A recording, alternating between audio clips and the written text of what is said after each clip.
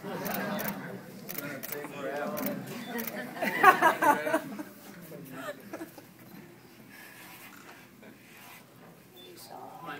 music.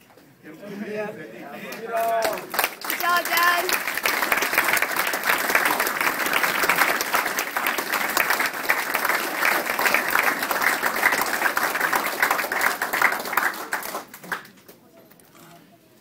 I got him a new nickname a couple months ago. This guy's crazy. He was supposed to compete. What was the tournament, Sean? Nationals. So he was supposed to compete, and it was just him competing that day. So I drove from here to LA, and he called me the day before. The day before he called, "Hey, Rob, I'm a couple pounds over. What should I eat?" I was like, "Man, relax. Have a salad, maybe drink a smoothie or something. And tomorrow, if you need to lose a couple pounds, we just run outside." He was like, "Oh, I'm gonna get one of those plastic things, the wrestling thing." And I was like, "Yeah, that's a good idea." We got there, kind of together. Traffic, transit, LA, Saturday, and we got there. And I was like, "Sean, let's check your weight just to see how much you have to lose." I was thinking like 1.5 pounds. So we got to the scale, and I was like, "Go ahead, Sean." So he put his key, his step on. It was supposed to be 205, 207. So step on, 215.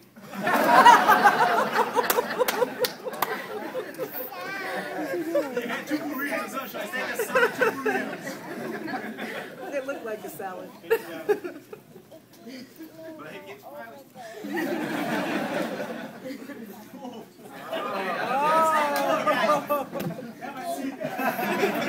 Guys, today I'd like to talk about the circle of life.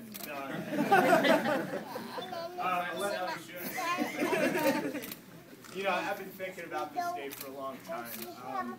Started 11 years ago, and I think I told the story when I was a brown belt that I came down and met Nelson before he went to Abu Dhabi, and at that time I was training in Japanese Jiu-Jitsu, and I thought I was pretty badass. I was halfway through my browns and got on the mat with Nelson, and it was a completely different story. So that was the impetus for me to actually move to California from New York, and moved out with my future wife. And I was, many of you guys know that I'm a recovering high school English teacher and football coach with 8 years of duty in the classroom. And, you know, in thinking about this speech, I was thinking about, do I relate this to Ernest Hemingway, An Old Man to Sea, with Santiago pulling in the fish and getting his hands all ripped up? Do I relate it to The Great Gatsby and looking at the green light that's never attainable? Well, it is attainable, guys. And, you know, a couple of thoughts that I've tried to come up with. You know, one thing, when Master Carlos came up with Jiu-Jitsu for everyone, I think that's something that I don't know if we've all really understood. And I've only really begun to understand the genius behind what that means in regards to the overall theme and philosophy of Gracie Barra. So when I started 11 years ago, I came in, and I think Professor Charlie and certainly Professor Dom can attest to this. And I want to recognize and thank Marcelo Ferrer, Professor Ferrer, who I started training with. When I first came and started training, it was really a matter of attrition. We lost so many people, and it was really more of kind of a tough guy mentality. And I would train with certain guys, and Charlie, you probably remember Walker, who would get you down the mat, and he'd get you in the grapevine and say, "I'm going to tap you out in 30 seconds. And I just thought that that was part of the drill. And so, and the reason why I want to say that is because that philosophy has changed quite a bit. And I think to what Bob has spoken before, just the gentle nature of how we teach. If I juxtapose that training experience versus the white belts, the guys that are coming up today, completely different story. It's more inviting today. I think it's better.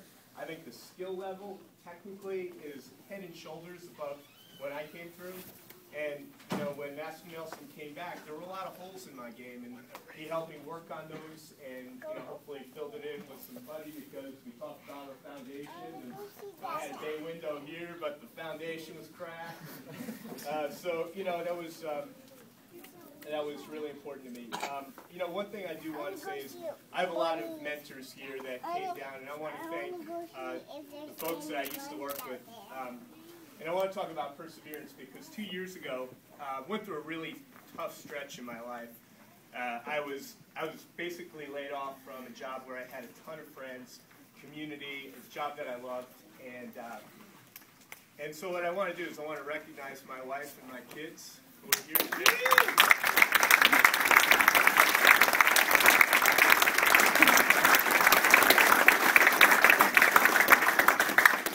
You know, my wife's a bit of a jiu-jitsu widow. She is extremely supportive. She's always been supportive. I can't tell you how much she means to me and how important her support is in attaining this, and I share this with my wife and kids. And I also want to thank Nelson Hoffa and the school here because, you know, I was really down the dumps, not only because of that, but also because a couple months later, my father passed away. And I think I mentioned before that my dad was really the impetus. He was the impetus for me to get involved with jiu-jitsu and martial arts. We would go to martial arts movies all the time, Flo, and you know, we'd go see Enter the Dragon and Fists of Fury, and you know, I remember seeing Gracie the first time and how much that meant to me.